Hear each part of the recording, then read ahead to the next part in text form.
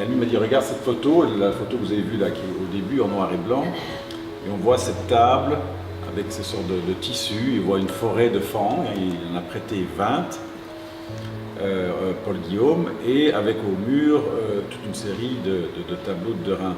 Donc c'est un petit peu l'idée de départ, dire partons de cet événement un peu historique pour l'époque, et je crois que c'était la première fois qu'on avait réuni dans une exposition autant d'œuvres d'une seule tribu, représentées comme des œuvres d'art, et essayons d'aller au-delà de la fameuse exposition que vous avez peut-être vue et que vous connaissez tous de 1984 au Musée d'Art Moderne de New York.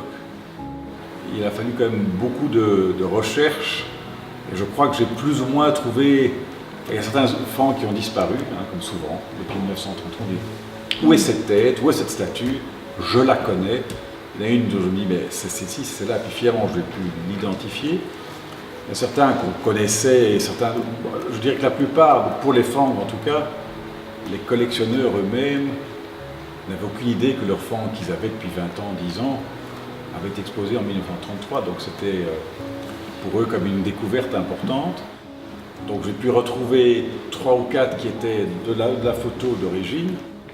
Finalement, on revient un petit peu à ce que Robin avait fait, c'est-à-dire que le choix des artistes, certains des artistes contemporains que vous voyez là sur et les œuvres que l'on mettait à côté, ben, ça fonctionnait.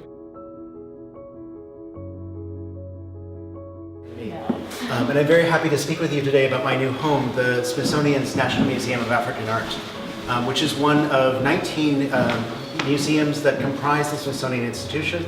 The National Museum of African Art, located in the Mall in Washington, D.C., is the nation's largest and quite possibly only museum, major fine art museum, dedicated to the arts of Africa. And that means the arts of Africa from antiquity to today. And what we'll be speaking about today is both the history of this institution's collecting and display of art that falls within categories that are traditionally labeled so-called traditional art and contemporary art. So what I will be speaking about for the remainder of my talk is the next sort of step in this legacy. This is a new installation developed collaboratively by myself and my colleagues, Christine Mullen-Kramer, who's here in the audience, our Deputy Director and Chief Curator, and our other curator, Karen Milborn, entitled Visionary Viewpoints on Africa's Arts.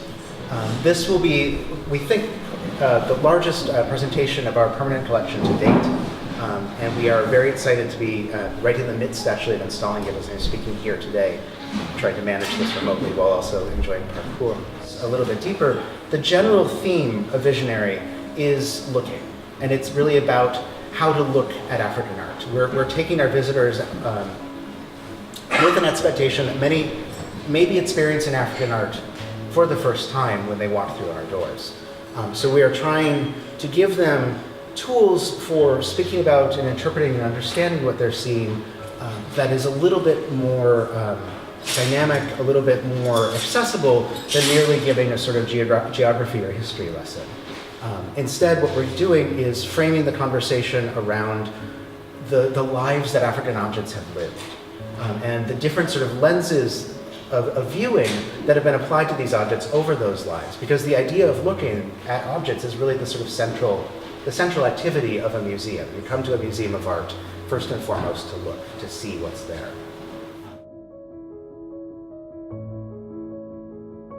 Mais ce qui est étonnant dans l'art australien, et je vais vous le montrer avec des œuvres, c'est qu'on est à la fois dans un passé extrêmement ancien, 40, 50, 60 000 ans de présence attestée des aborigènes sur le sol australien,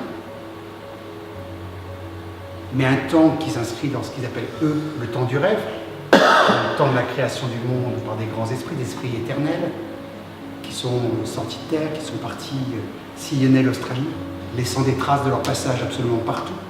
Lorsqu'un aborigène naît quelque part, il va naître sur le passage d'un ou de plusieurs ancêtres, il va hériter d'une ou de plusieurs histoires.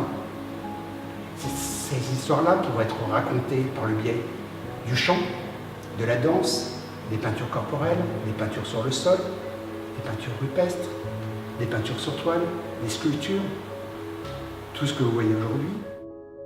C'est aussi un enchevêtrement de figures animales comme ici, avec dans cette grotte du nord-est de la terre d'Arnhem, dans le parc de Cacadou, des représentations multiples, à la fois on voit un petit crocodile en bas, on voit des poissons dans la partie supérieure, et puis des superpositions d'images, puisqu'en fait, dans la représentation même de l'art australien, de l'art aborigène en peinture rupestre, vous pouvez avoir des œuvres qui soient réactivées, dont on réactive la force de génération en génération. Donc certains motifs vont être dessinés depuis 1000, 2000, 3000 ans, laissés à l'abandon, et puis tout d'un coup, quelqu'un va redessiner par-dessus et le remettre en mouvement.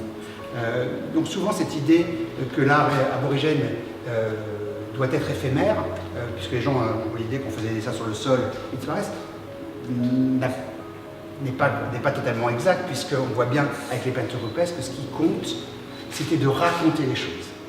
On peint, c'est à ce moment-là où on met en mouvement, et une fois que c'est peint, finalement on va passer à autre chose, et puis on revient 3000 ans plus tard, on repeint par-dessus, on remet en mouvement. Le souvenir finalement est toujours présent, toujours actif.